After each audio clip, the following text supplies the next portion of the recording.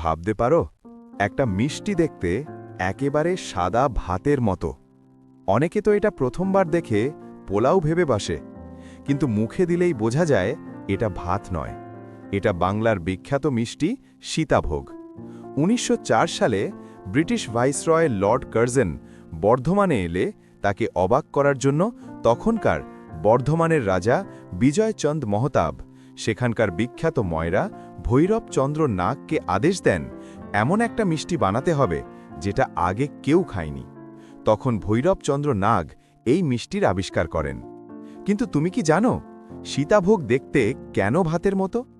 কিভাবে এই মিষ্টি তৈরি করা হয়, আর কিভাবেই বা এটা জিআই ট্যাগ পেল? এই সব মজার তথ্য জানতে নিচে দেওয়া বর্ধমানের সীতাভোগের ইতিহাস ভিডিওটিতে ক্লিক করে ফুল ভিডিওটা অবশ্যই দেখুন। আর এমন আরও ভারতের খাবারের ইতিহাস জানতে সাবস্ক্রাইব করে রাখুন, আর কমেন্ট করে জানান পরের ভিডিওতে কোন খাবারের ইতিহাস জানতে চান। ধন্যবাদ।